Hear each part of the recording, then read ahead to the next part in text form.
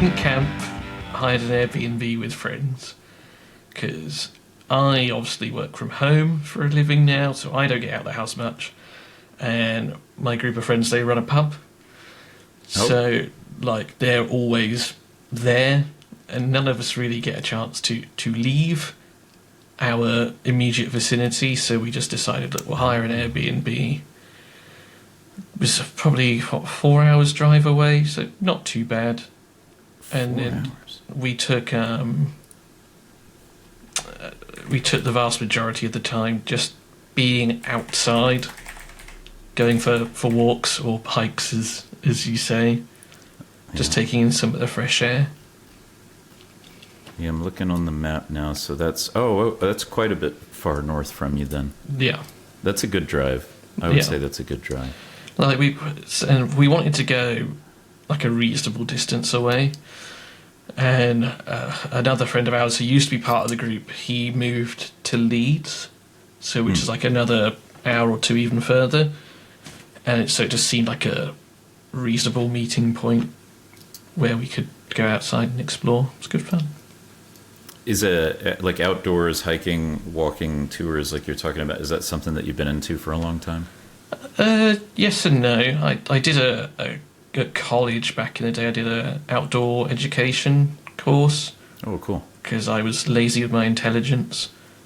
And I was in the Scouts as well. So I've always enjoyed like that side of things. But I'm not the fittest bloke in the world. Like, I nearly died one day trying to go up the side of this mountain in the Peak District because I was so unfit. So I do enjoy it. Probably don't do it as often as I should. Yeah. There you go. We did are you familiar with the term 14er? No. So 14er is like a big deal in the United States, especially if you live in Colorado. The mountains that are over 14,000 feet high, and a few states have some 14ers in them, but Colorado has, I can't remember how many it is, over 40, I think. And so a lot of people will try to hike them all because you can get to the top of most of them without climbing gear. And I remember we hiked a 14er. This is now 10 years ago, but I remember just heaving, dying, can't breathe at the top, and I got passed by a 3-legged dog just walking up the mountain. Yeah. Nothing makes you feel bad like that. The mistake I made, so there was 5 of us. 3 of them were following the correct path that you should follow. And me and my friend from Leeds, we were like, well, we're going up there. I can see there, kind of thing. So let's just go like beeline straight up the side of the hill. Yeah. No, like I got maybe 3/4 up. I was like, this is the biggest mistake I've ever made. And then so dragging ourselves up the side of this slope, maybe about 10 minutes later, the group that followed the path appears at the top, and they were like, what are you doing? I'm making poor life choices, that's what I'm doing. Yeah, there's a reason they cut the windy path. Yep, learned that one the hard way. Well, hey, you party people. Netcrash here. We're joined today by the illustrious Ragewood, my favorite accent in Godforge content creation. Favorite? Well, that's some high esteem and praise. I think I was messing around one day and I was like, I need to give you just like a restaurant menu to read. I mean, heck, we'll do it. We'll do it someday. I'll be your waiter. Get in that. I'm going to hire you to do voiceovers for like really dramatic moments in future videos. That's going to be... Do it. I just had that idea and now it sounds genius. I couldn't think of a better idea myself. I was telling my partner, I know there's like a myriad of accents in the UK and it always fascinates me, but yours sounds like one of the celebrities that we listen to. And I'm trying to think if it's like Richard Ayoade or... Who's the guy, Jimmy Carr, that runs the Big Fat Quiz Show? Jimmy Carr, that's a first. I don't know if that's who it is, but I'm trying to think through like the ones that we hear and listen to a lot. Let me have a Big Fat Quiz Show. So a quick... Yeah, it's Jimmy Carr. Jimmy Carr. Maybe it's one of those two, because we hear them the most. Sure. I think Noel Fielding's kind of his own thing. he very much is. Richard Ayoade is on there. Jack Whitehall is also on there. He's quite well spoken. Maybe that's who you're thinking of. Are they all sort of southern UK?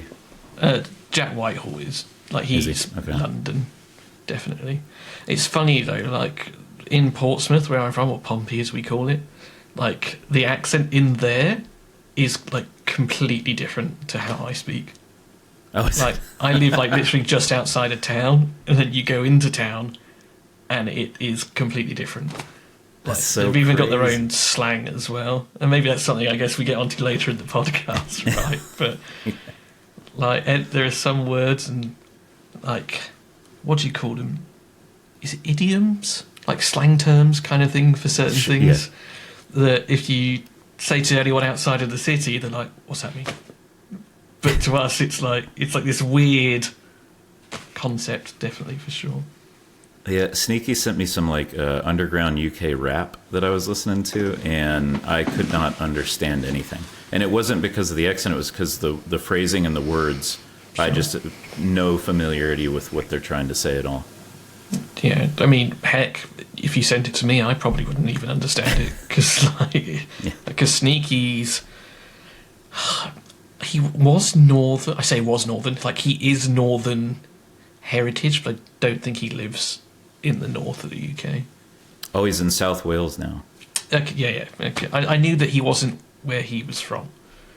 So, although as a southerner, anything north of London is north of England, and that is very much a sticking point with the rest of the UK. When you watch Game of Thrones, is north of the wall to you north of London?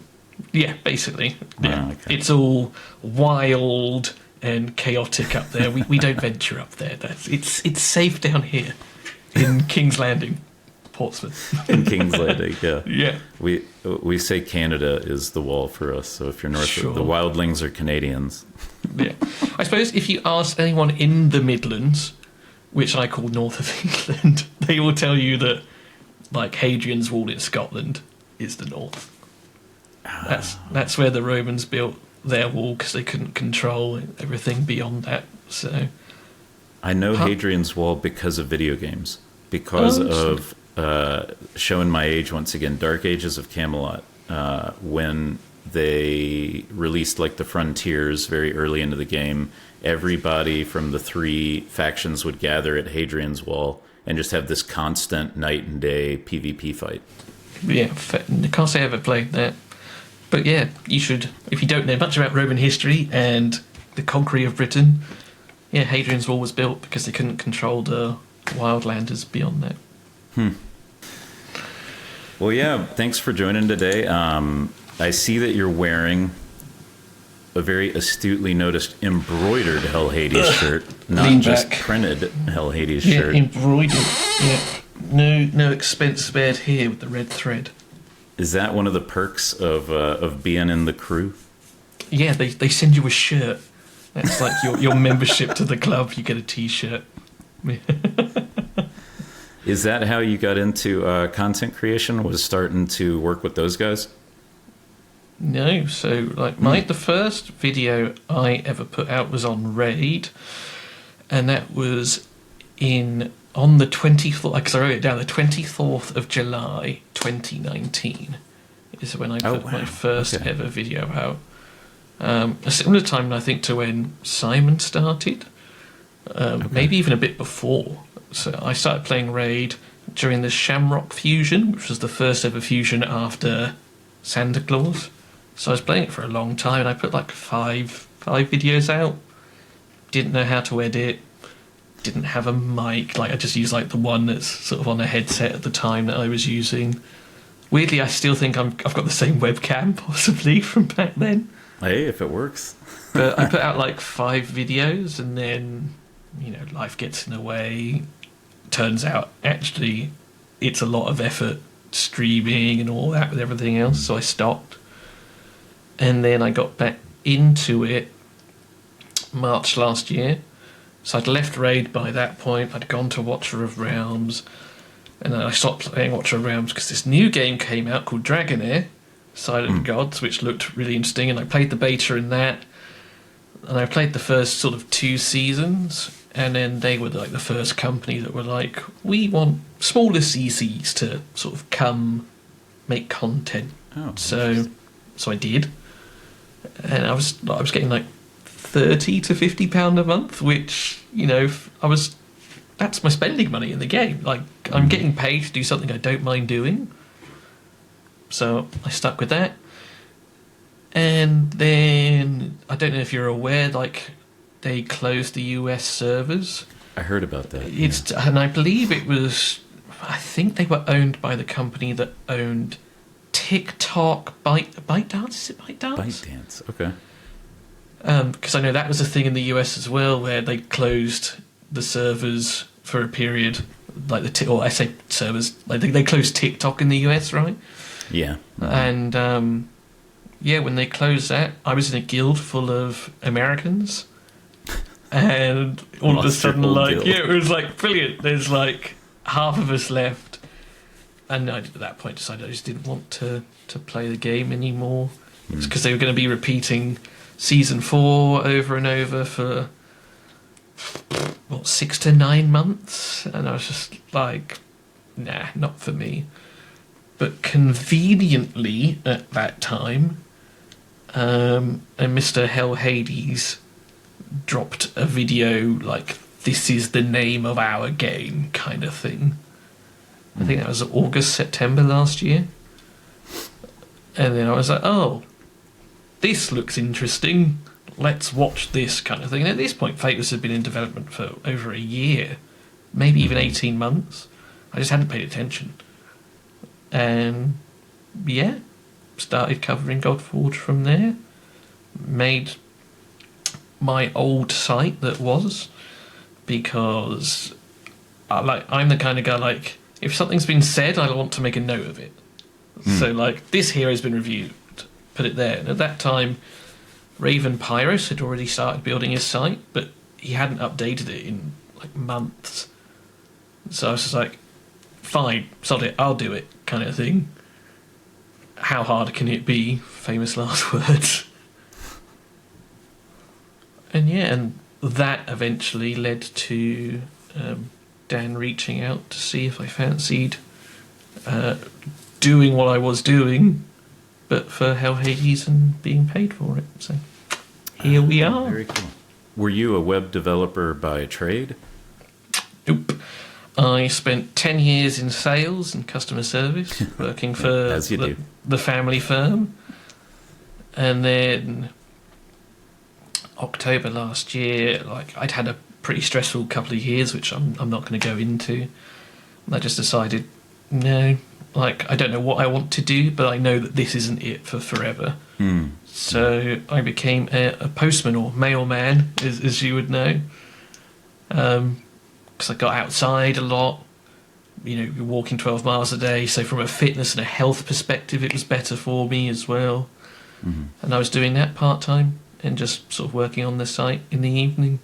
Just never done web development or anything like that, just learning on the fly. That's awesome. Yeah.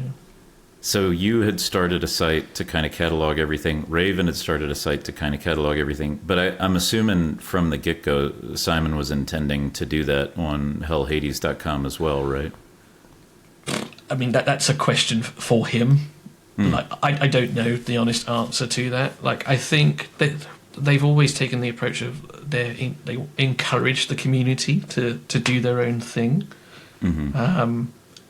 So, yeah, whether initially they had planned to, I guess not. But, at the time, and this is no discredit to what Raven has done, like, because he has got a good site. But at the time, like, again, he's got a family and everything, so I presume that's why he sort of let it be. Nothing was really going on. I'm clearly, like, I made more of a blog than a website, if I'm being honest, kind of thing, to catalogue it. Updates, patches, new news. Like, I had hero pages and things like that, but they're not like what you see on HH. Okay. So maybe that sort of steered them into the direction. Better say that is a question that you'd have to put to Simon. And when you played Raid, did you use the HellHades website? No, Because like it wasn't really a big thing. Like the optimizer wasn't a thing when I was playing. Oh, sure. Like so, you know, I just play. I mean, I say funny story. It's not funny story, and I don't condone it. Like my first raid account, like got banned. Like so, Really? Yeah. During the times where Darth Micro was playing, Yeah. there was like this 1-star review bomb thing going on because none of us were happy with the behaviour of yeah. Plarium and things like that. And so me and the guys that I were with at the time, like, yeah, we did refund backs and, you know, negative reviews, everything. Broke all the rules, essentially. There's like a so long, you know, good riddance kind of thing. And then naturally 2 months later, regret that decision because we had nothing else to play, so created a new account. Oh, man. Yeah, no, I think so many people who play Raid, half of their experience is having fun playing Raid, and the other half is just like being furious with Plarium the entire time. Yeah, frustration, definitely. Yeah. So, yeah, that's kind of how I got into it. Got involved with those guys. So now at HellHades.com, you're in charge of the Godforge content? Is that kind of the role? Yeah, essentially, yeah. So I write up both the Tuesday and Thursday videos, and then during Alpha, you know, releasing an article every day. So I'd make a YouTube video every day, and then write an article based on that video. It got to a point where there was only so much you could write and make videos on in the Alpha. Like, sure. So eventually, like, it sort of just I couldn't think of anything else to do, so I was just streaming and then just focus on other projects like Etheria Restart. We were big into that for a time, so I was doing that as well.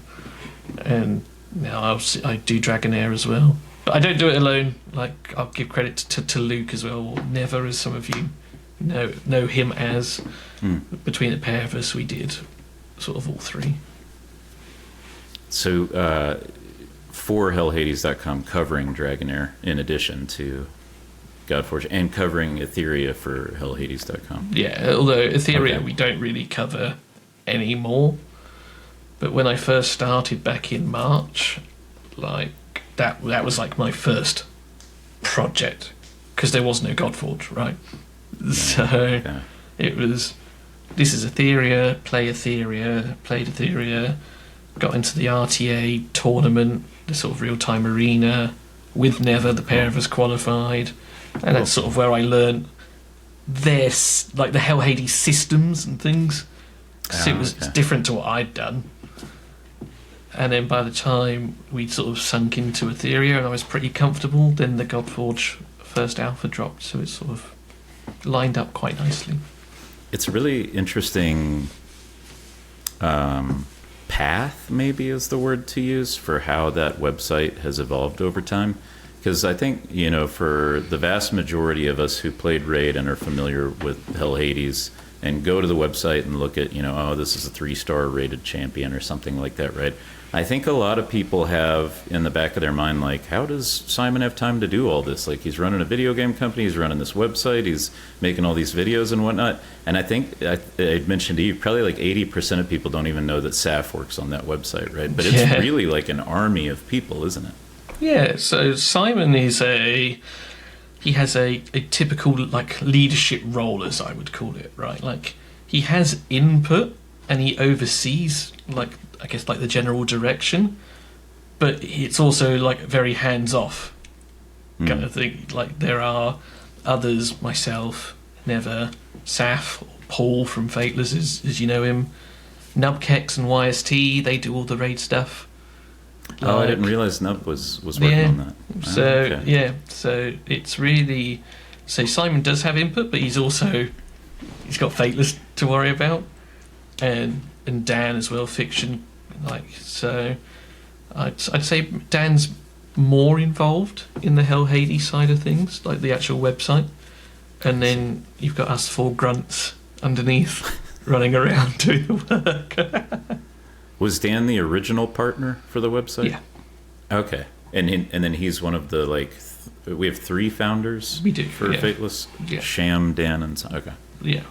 Sham had headed up his own studio, Skeleton Hand, I think, for X amount of years. I don't know how long, sort of thing. And Simon, I don't know if you remember, at a time was covering or doing sponsored ads for a game called Incarnate. I didn't see. Okay. Oh wait, it was like Final Fantasy Tactics kind of looking, and it was blockchain. Yeah, and what do you call them? Is vaguely it EFTs? Is that the thing? Where you play NFTs. NFTs. That's right, the one. where the weapon has a code or something like that. So I believe, and again, tell me if I'm wrong, people, but I believe Sham had made that. Simon was sort of getting involved, and that's how they sort of first met. And then, again, when Dan and Simon decided this is something they wanted to do, I believe that's when they got Sham involved. And that makes sense. I really he thought had the experience making games, kind of thing. Yeah. I thought that was a path forward in gaming. I really did. I bought a bunch of Gallo tokens because they were a closed network gaming system. And we were starting to hear those stories about that game that was big in the Philippines, I think, that was kind of a Pokemon ripoff, but people were making money by playing it. Oh, yeah, I think... I can't remember now. I think I know what you're on about, yeah. But yeah, is that NFTs the game where kind of vanished. you made your, let's call them Pokemon, do chores for you kind of thing. You get them to run.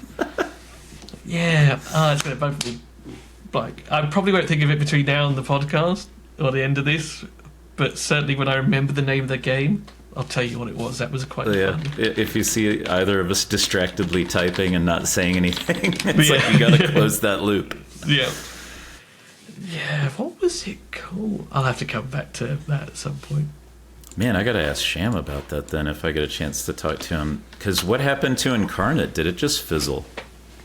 No idea. I get that. That's a question for him. But yeah, I'm pretty sure that's how the three of them sort of came to be. Yeah. Now, Nub is UK. YST's not, though, right? Yeah. Yeah, he is? Nub is... I think he's in Ireland, actually. So, he's UK. And then, YST is UK as well. So this is furthering my conspiracy theory that Simon started a UK syndicate of, ownership of all gotchas from the top down with a focus on maintaining control in the UK. Yeah, I thought I was the detective in Godforge, but no, you've got it all written out from across the pond as well. So tip of the hat to you, sir. Well done for figuring that out. I was joking with Kurzad. I don't know if you watched that one, but I said I'm sure all of y'all get gold coins instead of just whatever alloy they're using. Oh, what, for the Godforge coins? Yeah. All the UKCCs get not. I want chocolate. Gold. That's what I want. I'm still hoping it's chocolate inside. They say it's not, but it probably is. Right. See video of you trying to peel the little foil off. Yeah. So have you been into gotchas before Raid, or was it your first one? Did you play Swago or anything like that? No, I mean, it depends. So I know, I played gacha adjacent games, let's call it that, so to speak. So I had played Summoner's War for a period of time. Oh, okay. OG. And then even before that, Facebook had games, and even on Google, that's my alarm actually saying I need to be here. I can't remember. Do you know what? I'm going to try and find it now. The very first game I played, essentially, what it was is it was gacha themed, so you had to make a team, but you had cards essentially, and then you had to so you had a red card, a green card, a blue card, and each of those was a character. And then the game itself was kind of like Candy Crush, that kind of thing, where you had to line up 3 red blocks or 4 red blocks kind of thing, and then they would explode and the tiles would then drop down kind of thing. And that was where I first sort of got into like that sort of team building style game. Were there microtransactions in that? I think there was as well. Like you could buy stuff to pull better cards. I never played a Facebook game, but I think that's where Farmville got its start, right? Wasn't Farmville like a Facebook game? But that was like your gateway drug into Raid. Yeah. So Spellstorm and Shadowverse, I would say call them gacha adjacent. So it said you had like your team of cards, and you fought other people, and you could spend to buy, let's call them like loot boxes to get better cards or dupes of them, to then meld them and then go from there. And then that is what took me, I guess, into Raid, because I was like, oh, this is a similar sort of style team builder, only it's got much better graphics. So that's how I got into that. But prior to that, I've been like everyone who's been on here, right? Everyone has been playing games for the longest time. Like, I had a PlayStation when I was younger. Before that, my nan used to have my dad's old, I think it was an Atari, and you had me and sister used to play Pong on it. Like that's, you had like this. The controller was just like a box, and you had one joystick in the middle and one button, so you just sort of move left and right. SNES, and then from there you PlayStation 2, Sega Dreamcast, GameCubes, you name it, I played it. It was, I looked this up after the fact because I was trying to figure it out when Sneaky talked about having Sega Mega Drive, and I asked him, was that before or after the Genesis? And we were both confused, and we weren't speaking the same language, because in the United States it was called the Genesis, in the UK it was called the Mega Drive. Same machine. Yeah, same machine, yeah. Yeah, I don't think I played that, but the Dreamcast definitely played Sonic on that. Yeah. And then 64 was like... Was it Super Smash Brothers on the 64? Or was that GameCube? Either way, but yeah, you had Mario Party as well, and PlayStation 2, Burnout 3 was a game I loved. It was a racing game, but you could blow each other's cars up in the race. Yeah. Like smashing into each other. That was fun. And then Halo was probably the last sort of console game that I really sort of dug into, that and Call of Duty, before moving on to gachas. Was your experience with Summoner's War and all that more mobile or PC? Mobile, yeah.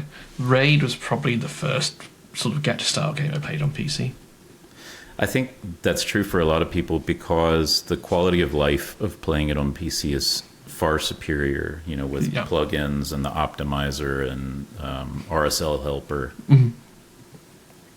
Yeah, although if I'm not mistaken, like word on the grapevine is RSL helper isn't existing anymore. Is that right? Oh, really? I've been out of the loop for a while. I don't know. Again, I've not used. I haven't either. But I remember reading somewhere that he terminated updates or stopped doing that kind of thing. I mean, it makes sense. Everybody kind of falls out of love with it at some point. Yeah. Yeah. On to pastures new, which hopefully will be Godforge. It's coming quite soon. Very excited. Obviously, I mean, we wouldn't be here doing what we're doing if we weren't excited. But I think we got a real shot to finally have, people want to call it a raid killer, just like people wanted to make a Final Fantasy killer back in the day. But it's taking the best, right? It's taking the best of what works, what's fun, what people like to engage with, and hopefully eliminating the it's your job. Play the game because it's your job all day, all night, never stop. Yeah. I don't think you'll ever have a raid killer, quote unquote. The player base is too big, and people, you see it already, have the sunken cost fallacy. Yep. Whether it's money and or time, it's, I'm not going to go play this because, look how much I've put into my raid account. And I also think that's where some of the negativity stems from Godforge. Like, people say, it looks crap, or it is just a raid clone, because they're scared that what it might be.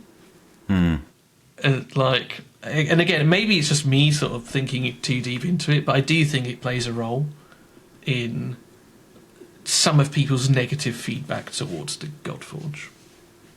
Yeah, just association, essentially. Yeah.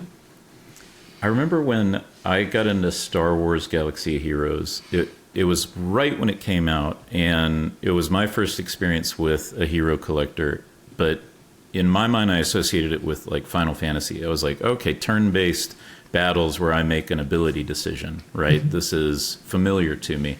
And then by the time I was done with Star Wars, I liked that concept of like pulling randomness. Am I going to get something good? And I think that's also kind of when the concept of loot boxes started exploding in the world. But they are preying on that instinct that we have, right? But they are also fun. And I wasn't joking in my little snippet on the big video where everybody says something. I wasn't joking when I said I'm most looking forward to like shard pulls. I want to get back into that and hopefully not be abused by the system. Yeah, like it's, as you say, the dopamine of finally getting like that person is something you can't replicate, I guess. But yeah. I think, you know, from all the other games I've played, you know, I've also been spoiled with like Etheria Restart and Dragon M, or recently like the banners where like, oh, you can pull for specifics. Yeah, you pull for specifics. So you're like, I know I'm going to do this. Now, obviously, none of us know what Godforge is going to do. But like, I hope we do get the opportunity to be able to target people in some way. Because also with Raid, whilst you get that massive dopamine when you finally get that person, you've also got like a mountain of feels bads beneath that high point. Yeah. You're just like, didn't get it again kind of thing. Yeah. Those videos that people make where they pull like 1,000 voids or something on a 10x and never even touch the hero it's so depressing. Yeah. One of the few clips on my Twitch is me pulling a Sonic like way back in the day and being so elated that I got him. Yeah. Nowadays it's like, he's there. Before you worked with all these guys, did you watch the Raid Awards? I think, what was that, 2022, 21? No, I know Simon hosted one. Yeah, and, like, didn't he win everything like the year he hosted it? Was in the chat the whole time. It was so sad. It was like, stop giving awards to Simon. Yeah, I can't say I paid much attention to that kind of thing. They had an award for best shard pull reaction, and that was, I think, my favorite award. I'll have to look that up. Like, who won it? Oh gosh, I can't remember. I think it's a dude who fell out of his chair. Like he like shouted and pushed back and like fell out of his chair because of the pushback. Something like that. It was force. Okay. I tried to get Krisk. I don't know. Forever. And I remember HellHades did that stream. He streamed, I think, playing the game 24 hours straight or 48 hours straight, pumping money into it to get a Krisk. Yeah, so my raid account's only level 93, like to this day, like the one I started later. And at that time I was like 80 something, and I was in the bracket beneath where you had to get a Mashalad. Oh, okay. And Krisk was like 90 to 100, accounts level 80 to 89 were at Mashalad.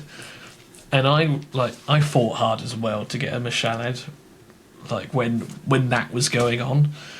So I was watching Simon look depressed trying to get this Krisk, and I was in the exact same boat trying to get a Mashalad.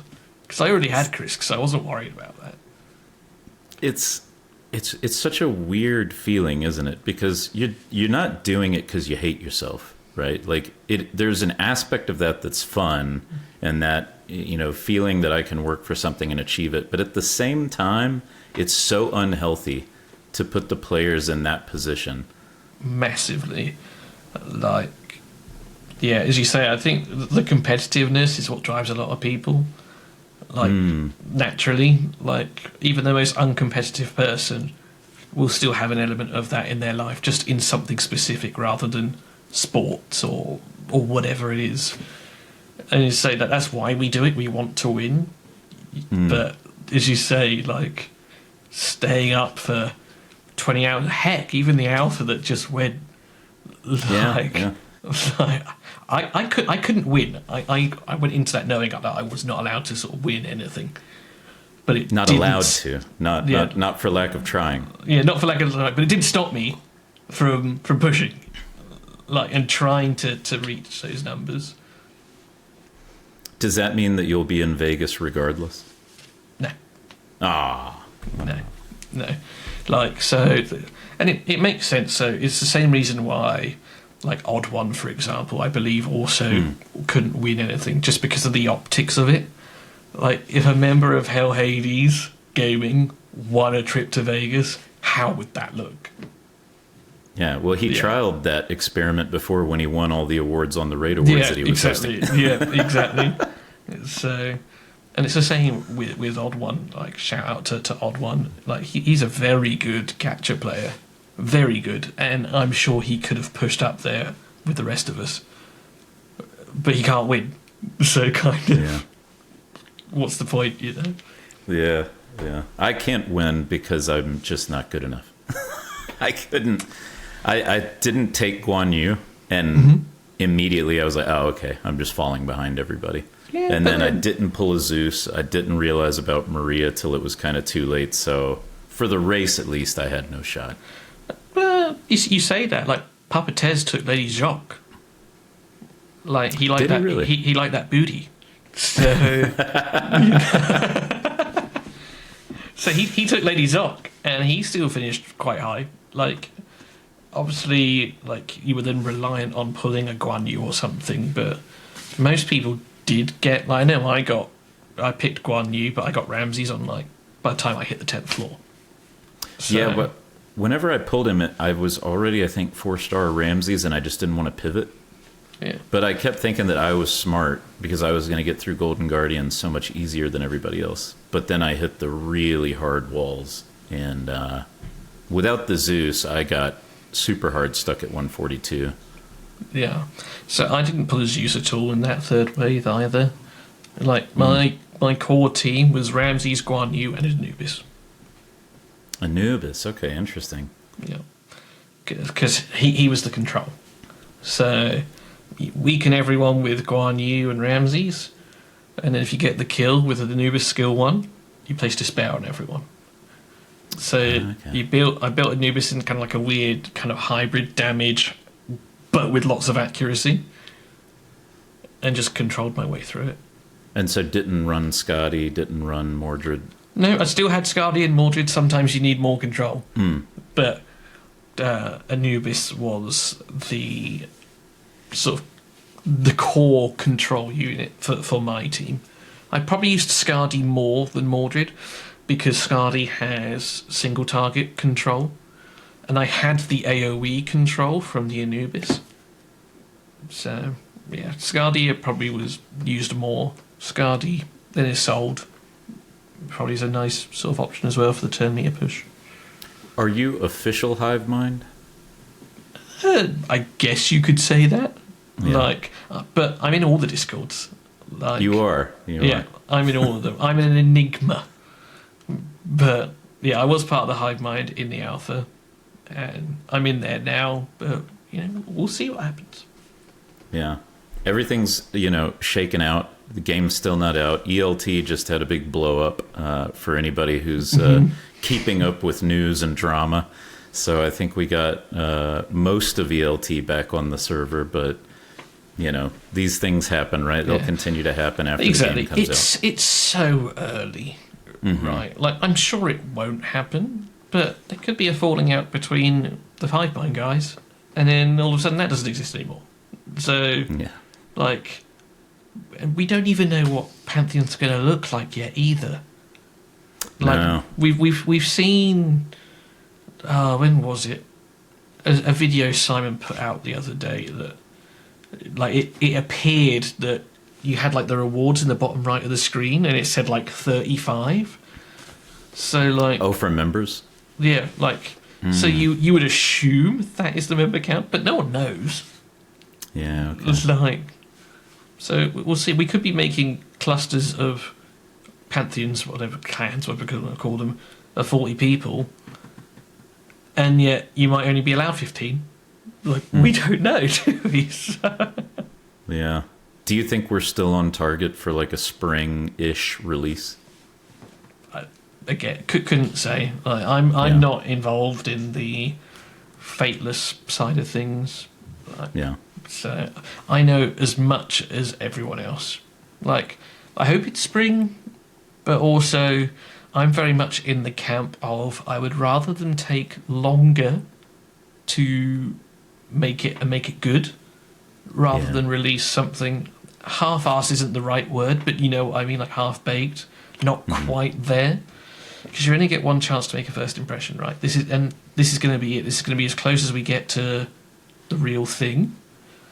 Like, if it comes out half-baked, all of a sudden you're going to lose half your player base, and it's going to be incredibly hard to change people's opinions. Yeah. Yeah. The opposite problem I've mentioned before, too, where it's too easy, where you get everything you want, is significant. Because, like, for me, first impressions for King Arthur Legends Rise were insane. I was like, what a crazy good game. Why are the developers not saying anything to anybody? Do they even exist? And then 2 months in, you've got all the characters you want. You've done all the content. They're releasing one character a month. There's no new content coming down the pipeline. You can't talk to these people. It's over. But that first month was amazing. Like, what a great game. So I didn't play the relaunch of King Arthur. I played King Arthur when it first came out. Oh, beta? Or whatever they call it, beta. Yeah. And it was the same issue then. Like, and then they ended up refunding everything they'd ever spent and just closing it down. And then when that happened to me, I was like, right, I'm going to take this as a W kind of thing. and when it relaunched, I was like, nah. Because again, my perception was already, this is what it's going to be. They're not going to do anything else. And therefore I'm not getting involved. And it turns out I was right to think that. Yeah, no, vindicated on that one for sure. Yeah. What's the type of content that you enjoy making the most? Are you like a strategy type person? Like you want to learn the nitty gritty of the abilities? Or I see the news videos. Love the news intro, by the way. Yeah, I just made that in Canva, just off the cuff. But yeah, I mean, part of what I will be putting out will be also for HH Gaming side of things as well. Like, I like making guides and things like that. This is how you beat this, and they were very successful in my channel. Like, I went into alpha with 200 subs, and I left with 1,150 in that 6-week period. Yeah, so like that obviously hit well with the community as well. You know, almost getting monetized in a 6-week period essentially is still something I'm proud of. But I can also see that becoming a drag as well. Like, eventually you won't enjoy it, and it's important to continue to enjoy these things. So I do enjoy guides. I do enjoy like breaking down something and giving various options. That's essentially kind of what I did in Dragonair as well. So I will probably continue to do that. But one thing I'd really like to do, an idea that I had, turns out had already been done by someone for a different game way back when. So Deadwood Jedi did a, like, I don't know what he called it, like Alliance War thing, where he brought a load of creators together and they did like a draft where they picked one faction and then they had to see how far they could go in the various game modes using only that one faction. Like, on a new account or something. Yeah. I would like to do, like, they use, I think they use test server accounts, so they had access to all the heroes. There are rules and things in there as well. I'd like to do the same for Godforge. That is my That's cool. Drive, or something I'd like to sort of do and host moving forward. But it's not going to be something that's going to happen in the first year, I don't think, right? Because none of us know how to beat the bosses. None of us knows what's required. And we're all going to have, I say we're all going to, there'll be people who have everything on their account day one because they've got the bank account to allow that to happen. But I know I certainly won't. So that's something I hope to do moving forward, is in the content, doing like a pantheon, or what they call them, realms now, don't they? I think in the recent video. Realms. Everyone, you get 9 CCs, 3 groups of 3. How far can you push with a certain realm? I love that type of stuff, and they seem open to the idea of facilitating like the technology to allow for some of that. Yeah. I personally would like to run some paid tournaments. I can't, give out $10,000 cash prizes, but I think some people might compete on free-to-play accounts for a few $100, Yeah. It's funny, I had a community member named Mathurian on my channel, and that was one of the things we discussed. Like, yeah. I personally am against paid tourneys. Oh. But, like, that again, that's just me. It's just anything that gets some people together where there's a thing happening outside of the game is kind of like Alpha 3 was, right? Mm-hmm. But in the world of like just taking this to the highest extreme, were you familiar with like the Mak'gora that happened in World of Warcraft? Just to say, Mak'gora's an orc, sort of. Yeah, but I'm not aware of what you're on. It was. I think it was OTK. I want to say that hosted it, but I think it was primarily Asmongold. But it was like all the best PvP players on a hardcore server had to get a character to 60, and then had to fight to the death till there was only one left, and the winner got $100,000. Wow! And so it was, of course, all the tryhards and streamers that were doing it, and I think the favorited or the favored person ended up winning because he's just so freaking good at the game. But they fought dirty, right? Like they could use anything. They could use items, they could use one-use items, anything they had. And as they did the duels, it was really interesting because people had limited resources. They had like X amount of this potion that you only get 10 of over the course of playing the game. And it was like, does he burn it? Does he burn it? And he burns it, early, so he doesn't have it for the end now. Really cool stuff like that where, sure, it's World of Warcraft and we're 20 years in and, so many people are just over it and nothing's exciting. But that moment and that thing was really exciting. Yeah. And I think things like that are good. But again, my standpoint is people's unhealthy relationship with games and prize pools, for example. If there's someone sat at home, unemployed, like, who's going to go for this and puts their heart and everything into it and they don't get it, like the negative effect and the crash that can have on them, like, is not something that I want to necessarily sort of condone personally. No, it's a good point. That's a good point. I mean, and it kind of goes back to what we were saying about the way that Raid did, like with the Chris competition and stuff like that. Yeah. You can create unhealthy environments, so ways to mitigate that. And I wouldn't have even thought about that if we hadn't had this conversation. Yeah. So, like, that's why, in a way, I like what Fateless did with the coins. Like, you're fighting for a coin. Okay, there were the Vegas things, but even that in itself showed sort of how certain groups of people, like, can fall out over different things, over a Vegas trip.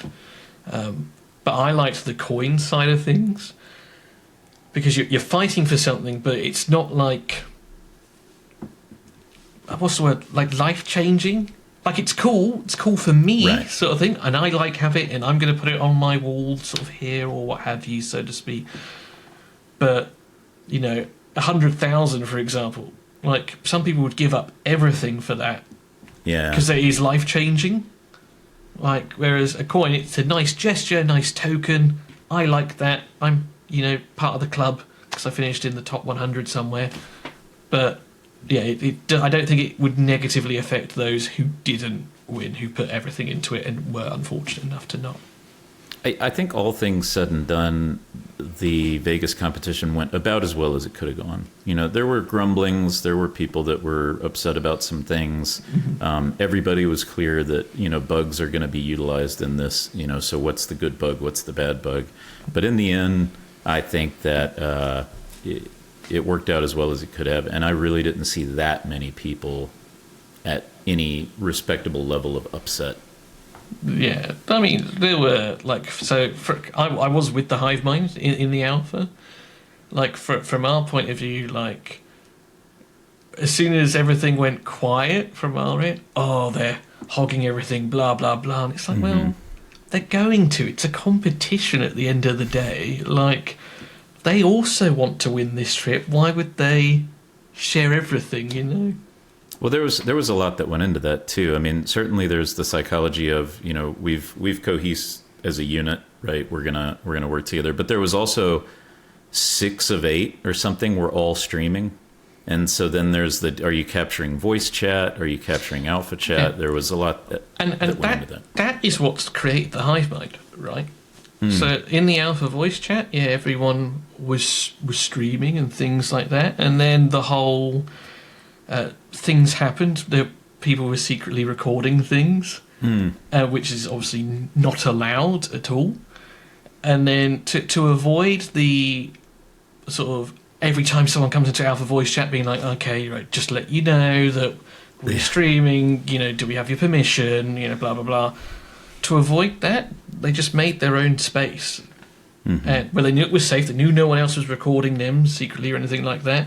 And it, you know, the 8 people that were in there, or maybe it was 10, like, we all sort of like agreed that, okay, none of you guys are assholes. You're all people that we sort of enjoy. We are going to be streaming. Is everyone okay with this kind of thing? And that's when it's like, yep, you knew what you were getting into, kind of thing. It's a cool organic way that a group of people came together and that a pantheon kind of formed out of it too. I think that it's interesting to have been a part of seeing that happen in real time. Yeah, like, and as I say, like, it wasn't planned, but it happened. But then as soon as it happens, everyone's like, oh, where have they gone? They're hiding their secrets, blah, blah, blah, blah. Like, there was a little bit of grumbles from there. But it's just leading back to the point about negativity, yeah, there wasn't too much. Most people were supportive. But at the same time, you do also see a few negative comments in the Godforge Discord. But what that stems from is people really, really wanting to win this life-changing prize. Yeah. Like, if that wasn't there, would people be so bothered? Yeah, but then it also wouldn't be memorable, you know? Yeah. I mean, the coins are one tier, but that was something I had asked Sage about, was like, how does Fateless engineer moments that people remember? I'm trying to think, like, over all the time I played Raid, like, what are the things that I remember? What are the events, the moments that I remember? I remember getting Ninja, and Ninja being game-changing for my account, somebody who had spent, probably by that point, under $100, and getting a Ninja was, like, incredible. I remember locking in a speed tune, like, finally getting a Maneater comp to work to where I could just, like, hit the buttons and then let it go do its thing. But, of course, 99% of the time I spent in the game, I don't remember. Mm-hmm. Yeah, no, granted that. And, do you know, if you put me on the spot, I don't think, like, the one thing that I remember is a night where I went into Simon's stream and he pulled my void shards for me. Oh, there you go. And out of 47 void shards, you know, we did the whole, will he get a legendary, will he not kind of thing. I got 4 in the last 10. 4 legendaries and 10 voids. Yeah. That's so busted. Like, what is that? So, yeah, something like that. It was silly. Do you know what? Like, because I'm a saddo, I've actually got quick links to my thing on my. I'll send you the link so you can watch it. He didn't pull anything I wanted. I want to add that. I wanted a CFE. I wanted these other things. He didn't get me any of those. It's like all the worst. Yeah. So that's something for you to peruse later. But yeah, it's yeah. That's probably the only memorable moment I think from my time in Raid, which is really sad considering how long I invested it. Well, that and my Drexfile did the first video I ever put out having 12,000 views. I think that was the other sort That's of cool. so much. Wow. Yeah. The first video, 12,000 views. Wow. Yeah. Don't get me wrong now, like, I go back at the analytics, that's sort of happened over time. Like, I didn't get that the night it dropped, but yeah, 12,000 views. You know, and with the majority of that coming in the first few months. I am doing this completely wrong, by the way, because my Megabonk review video got like 2,000 views in 3 days, and my podcast get like 30 views. Yeah. And I keep doing podcasts and not more Megabonk videos. But why is that, right? Like, because there's a lot of hype around Megabonk at the time. It was new, lots of people were getting involved, people were searching for it. Unfortunately, right now, people aren't searching for Godforge. And they're certainly not searching for me. Like, I'm small fry in the grand scheme of things. So, but maybe eventually, when you're big and famous and you're interviewing, I don't know, think of someone famous, Tom Cruise, like, people will search for it, you know? I would just need to get big and famous enough to relocate to the UK to belong to the HellHades Mafia. The syndicate that we've got going on. Yeah, the syndicate that's going to control everything. I know you have your, like, secret meetings where you wear the black hooded robes. We do. Yeah, have you ever seen Traitors, the TV show? No. No, okay. For those of you who have, it's like that. Yeah. Oh, is that the one where they all go to the house and they have to do the weird, like, competitions? They're playing Wink Murder, essentially, is what they're playing. Yeah. I have seen a couple of episodes of that. Yeah, that's what the HellHades meetings are like. We all show up in our hoods. Yeah. Well, let's pivot to the other topics for the podcast. I'd like to probably start with music and finish with culture, because there's so much culture we could talk about. But what has music been like for you over the course of your life? I mean, I like music. Like, I can't say that it has affected me in like some sort of outer body experience kind of thing, but I enjoy it. I've been to concerts and things like that. Like, growing up, my mum listened to the radio a lot, and she got quite lucky. She won a few competitions, like, doing on the like radio. call-ins? Yeah, doing call-ins and answering cool. like music quizzes and things like that. I go to a pub quiz once a week, and we tend to do quite good on the music round between me and my mother. Like, I've grown up with it. She knows some of the older stuff, which I also know. But like, from that point of view, sure, like, I like music. I've got a knack of knowing the lyrics to songs without knowing the name of the song or the artist, but I can sing it for you. Genre-wise, it was pop growing up, and then the majority of what I listen to now is country music. Country? You and Sage? Yeah, so, but like, probably from different origins. So in 2006, there was a film released called Disney Cars. Okay, yeah. And the soundtrack to that was called Life is a Highway, and it was done by the Rascal Flatts. And I really enjoyed that.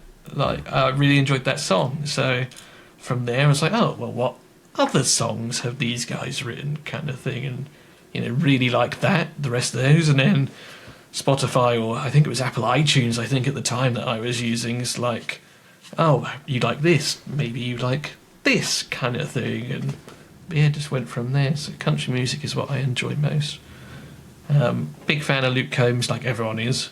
I actually don't know Luke Combs. You don't know Luke Combs? Well, so he's massive, like huge. Like, he's, again, I wouldn't know because I don't know this much about music, but I would say he's probably the biggest country music star known globally, at least for the younger generation. Holmes, I think, like H-O-L-M? No, combs, like what you brush your hair with. Oh, okay. C-O-M-B-S. Oh, I see. Yeah. Combs. Like, his first song, I think, was "Hit Me Like a Hurricane," something like that. That was like his first EP, I think, and I really like that. And I started following him since that day. And Cody Johnson is another one that I really like. I've seen the pair of them live. Country, historically, I have been a very anti-country person, and when I was in high school, I was telling my partner about this the other day. I was an asshole.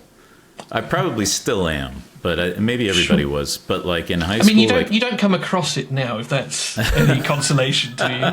I was such a purist, like I would get mad at people who wore skate shoes who didn't skate. Like that's how ridiculous I was with stuff. But I hated country so much. But to me, country wasn't any of like the real country stuff. Like I hadn't really listened to any Willie Nelson, any like Hank Sr., any of that. It was just what I heard on the radio on terrible like top 10 country stations. Sure. That was just always the same song, sounded the same, the singer sounded the same. And later in life, I got into bluegrass and more of the old country, some Hank Jr., even some like punk country, like Green on Red, The Hold Steady, some bands like that. But a lot of the big names, like who's like the biggest name in Johnny country? Cash. Well, Johnny Cash, I do like a lot of Johnny Cash. But I'm thinking like the pop country, like who's the guy? Gavin. Like God, what he had like a weird emo thing that he did. Couldn't say. I know a lot of the country music that I like and is sort of drawn to has kind of got that sort of like poppy feel to it, which again probably just stems from listening to a lot of that growing up. But, like everyone, like I had an emo phase back in school, or high school as you would call it, where, I had long hair, dyed it, but wore black everywhere, and listening to, nice. like, Chili's, Nickelback, some more heavier, rocky kind of stuff. And I don't mind listening to it now, but, yeah, my Spotify Wrapped every year is mainly country music. But is it the like older, the Western sounding country, or is it more the pop? It's more modern, like dancey sort of pop stuff now. Yeah. Interesting. Garth Brooks, that's who I was trying to think of. Garth Brooks, okay, yeah. That's typically the type of stuff that I don't like. But Shaboozey, yeah, really good. I do like that Shaboozey song. Shaboozey's great. Yeah. Is it called the drinking song? Something like again. This is it. I know the song you're on about. Where he says, "Someone pour me up a double shot of whiskey." Yeah, that one. Me and Jack Daniels got a history. Again, I can tell you the lyrics to it. Can't tell you the name of the song. Can't say the name of the song yet. That one's going to be like the weekend for me though, where because it's playing everywhere, like every grocery store you walk into, the barber shop, like the oil change place, it's like all playing the song. Once you've heard it 1,000 times, it's like I don't want to hear this anymore. Yeah. No, understandable. But yeah, going back to your question, like how has music affected me in life? Mostly positively. Mostly positively. I can't think of a negative experience with music.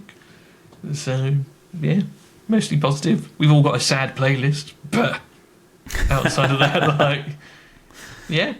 No, you have it for a reason, though. It's not because you want to feel sad, right? Yeah. It's like to be in the moment. Yeah, exactly. What else have I been listening to a lot recently? My friend, like a very good friend of mine, his girlfriend introduced me to Olivia Dean.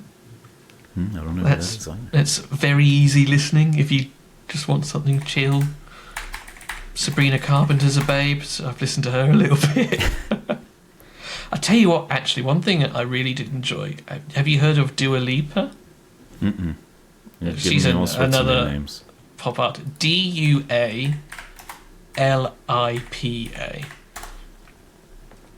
She's another pop artist.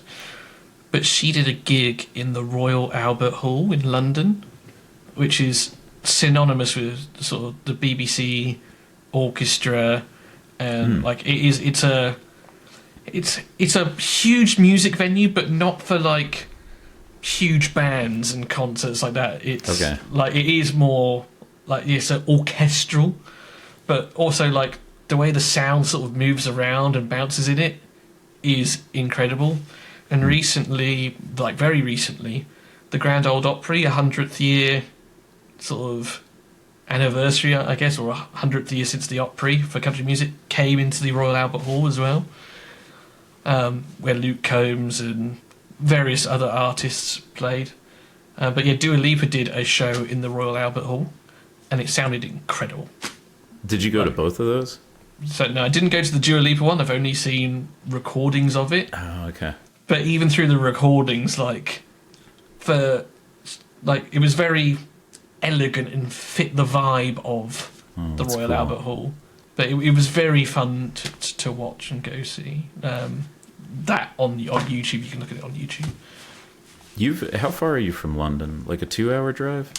On a bad day, 2 hours, depending on traffic. It's probably more like an hour and a half. You could see so many great shows there. I imagine every world tour goes through London. Yeah, a lot. So that's where I saw Luke Combs, Cody Johnson. Awesome. There's a thing every year in March, April time called Country to Country, where it's a country music festival, and they do it in London, Scotland, and Ireland.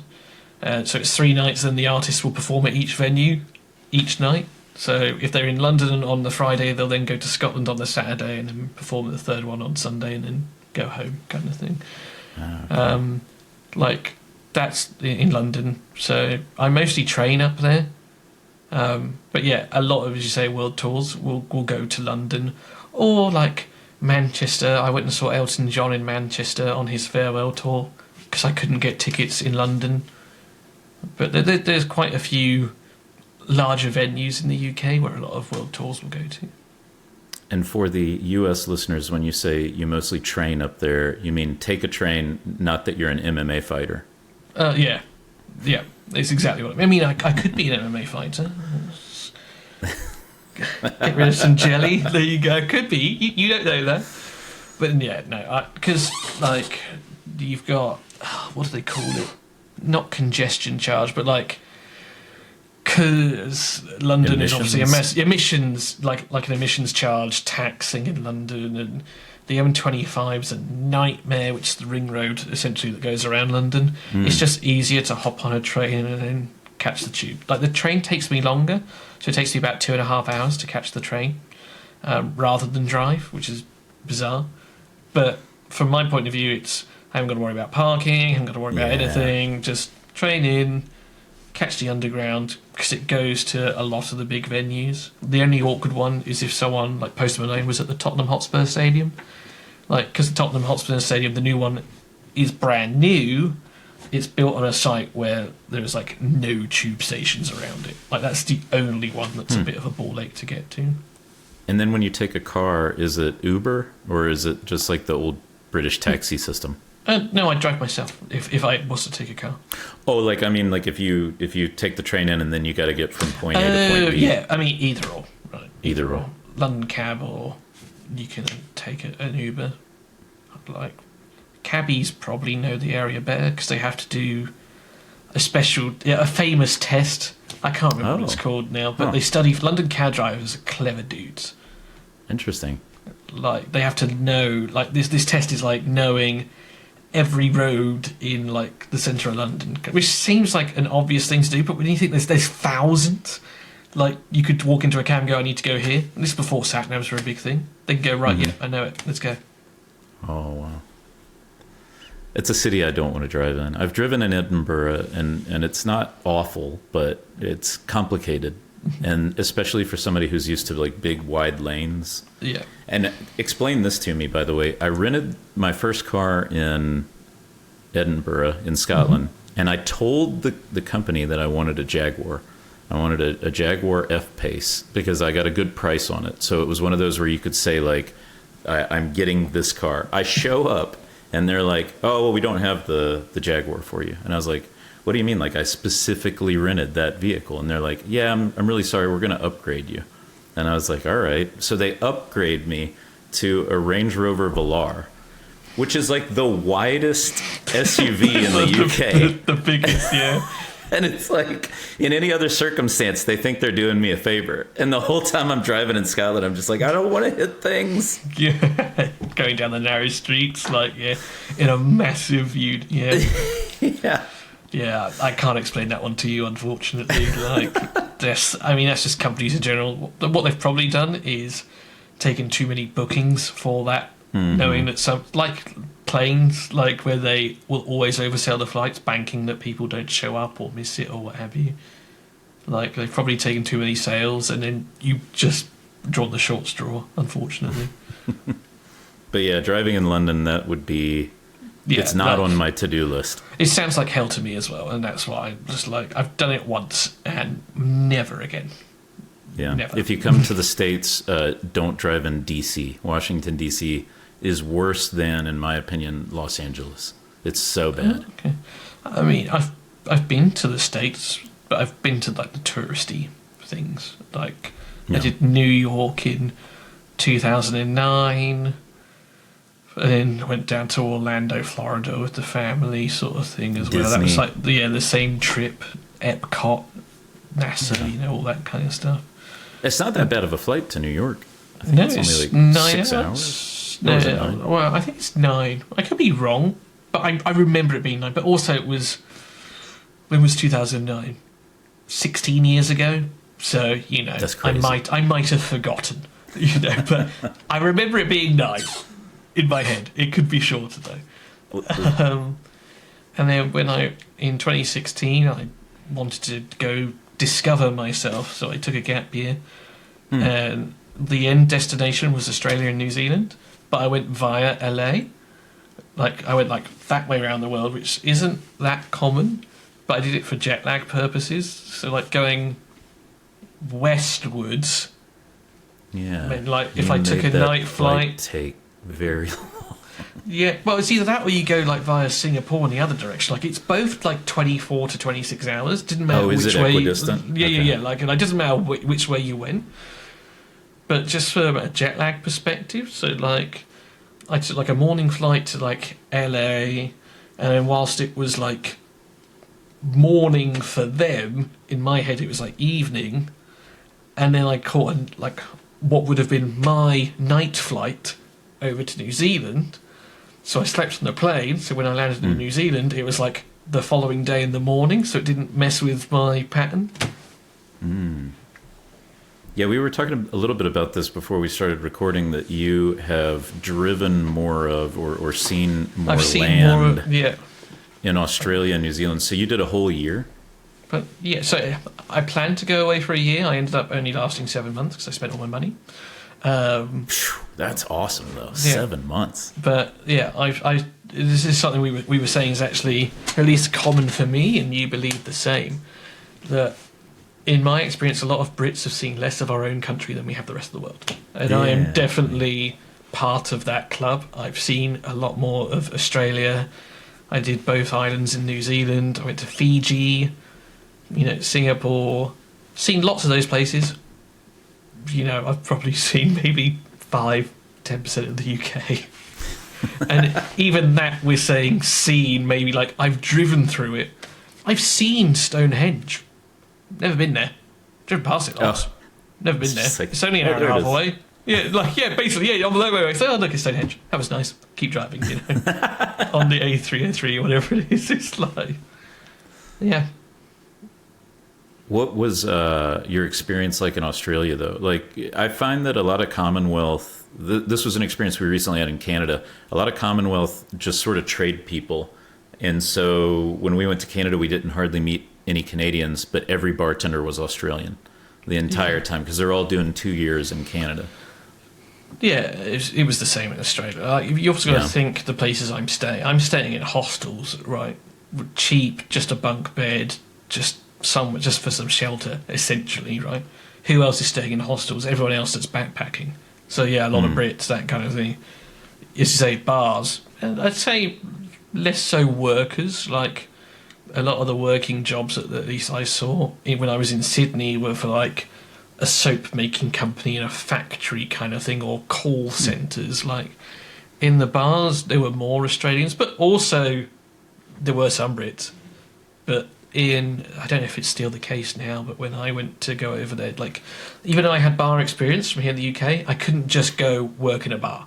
You had to pay for like a license, essentially, to be able to sort of serve alcohol and that kind of thing. And in my head, I'm like, well, I don't have much money as it is.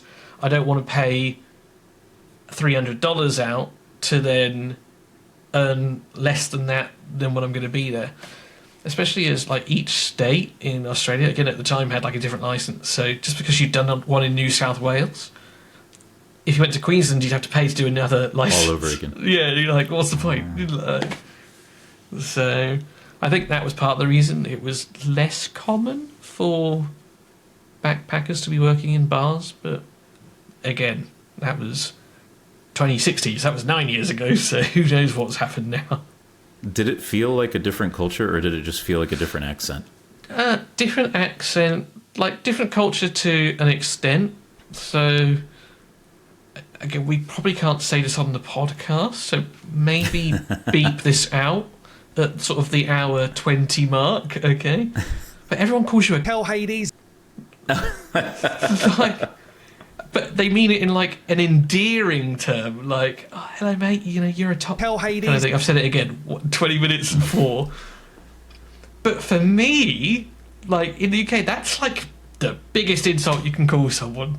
So like, the first time an Australian said that to me, I was ready to fight. Like, it's like, what?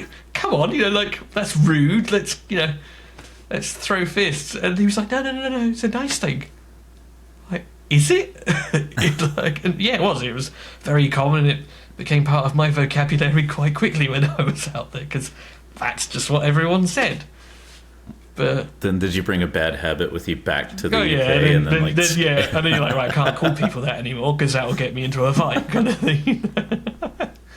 But and then the other obvious culture shock is the weather and the temperature, right?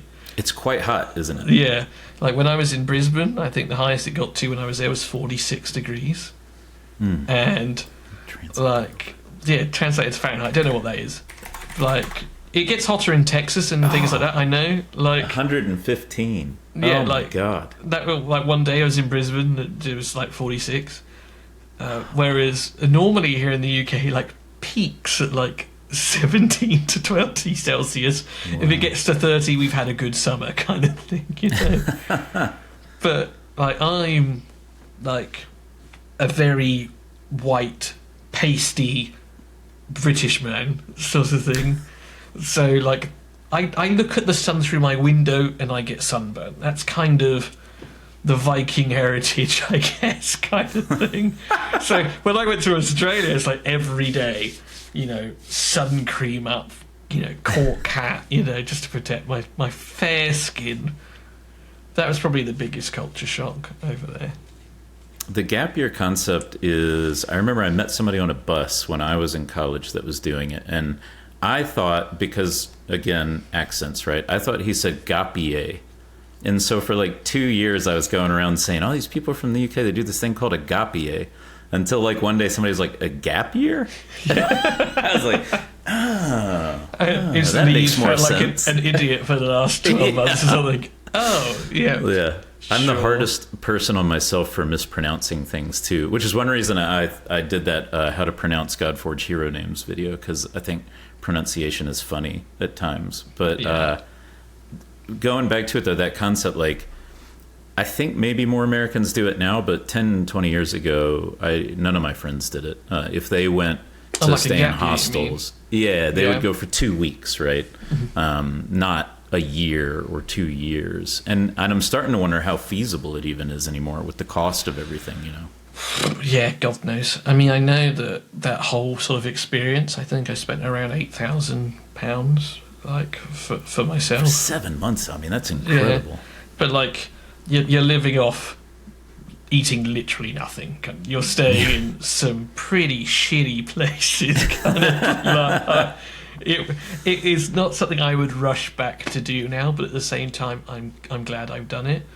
Yeah. But as you say, I don't know how feasible it is now. Like, as you say, the costs of just everything is ridiculous. Like, I don't know what it would cost me now if I was to try and do the same thing. One person I talked to did it to where they went to New Zealand, they bought a van, I think, and they drove for like summer, and then they sold the van and came back. Like, sure. That was... So in New Zealand I did a group tour. So I landed in New Zealand, I forget what it was called now. G Adventures. That was it. It was a G Adventures group tour. So I landed. I had to make my own way to like the hostel for the first night, and then that morning we met like our man in a minibus and the 11 other people that were part of this group tour, and we spent 5 weeks going around both islands in New Zealand. So you had like an itinerary where you'd go land in Auckland, go north towards the Bay of Islands, go explore around there. We did an overnight boat in the Bay of Islands, and then kayaked in sort of bioluminescence in the bay. That was kind of cool that one night. And then sort of you work your way back down, and you go over the Cook Strait, I think it's called, into Wellington, and then down sort of Abel Tasman National Park, sort of do like a loop around the South Island, back into Auckland. Then I flew to Fiji, and then Fiji I was just on my own, just sort of doing what I wanted. I ended up sailing around the Yasawa Islands. Oh, wow. With a group of 5 Germans. So, like, essentially, we paid to be crewmen on this boat, essentially. Oh, perfect. But you stopped off at different islands and stayed in, again, hostels for the night, that kind of thing. That was fun. And in Australia, I was just left to my own devices. But I ended up... One of the guys I'd made friends with on my New Zealand trip also went to Australia afterwards. And we vibed so much that we just stuck together for the rest of our trip until it was time to fly home. That's awesome. And you started the whole journey, though, by yourself, not knowing anybody, right? Yeah, not knowing it. Yeah. I flew from London Heathrow to LA, on my own. I didn't know anyone. Do you still keep in touch with anyone you met? Very few. Like, Very few. Instagram, the odd birthday yeah. message, but, yeah, very few. Yeah. There's a few people that I've kept in touch with that I met on travels, but not to the extent of like good friends or anything. And I got off regular social networking, so I even lost that like tertiary, I'm aware of your photographs sort of relationship. Yeah. That is probably how I would describe my relationship with a lot of these people now. Like, I kind of see big life updates, be like, oh, this is what they're doing now. But yeah, for the most part, no. One of them's gonna like pick up Godforge and YouTube one day and be like, oh my god. Yeah, maybe who knows? Like, the opportunity is there, the door is open for me and everyone else. We've just got to be the ones to walk through it. But it will certainly be tougher when some of the other guys come in. Oh yeah, you mean like the OG creators? Just big creators who have large communities already. But and I've said it in the Discord. This applies to me as well as everyone else. Just because they're coming in, this is something you enjoy, don't stop. Just be consistent. We'll get lost in the wash, but eventually you'll climb your way out of the mud. Who do you know is going to create content that, like, obviously Simon, obviously Ash. Yeah, those are the immediate two that I think of. But like Scratch, Odd One. Yeah, like Scratch, Odd One. Yeah, these are the kind of guys I'm thinking about. But there could be a plethora of people that we don't know about, right? Yeah. Like, how many raid sponsorships did you see back in the day?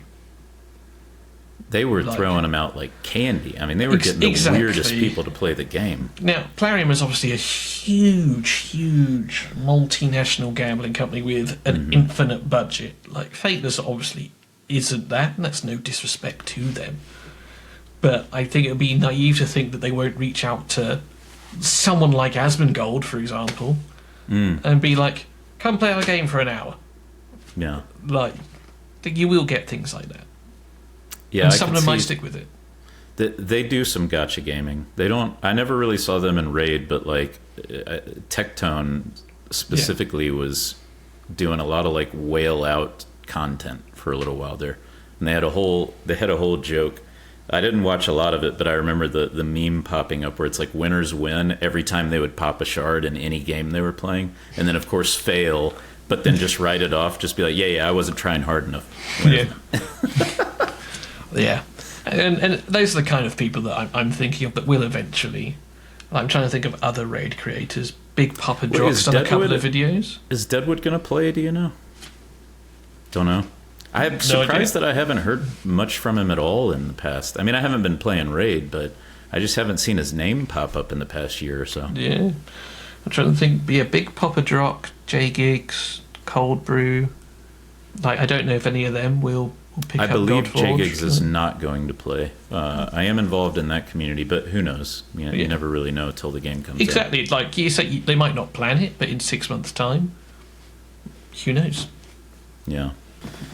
Cool. Well, thank you so much, Ragewood, for joining today. I really appreciate your time. You are one of the top creators right now, and you've really blessed us with your presence today.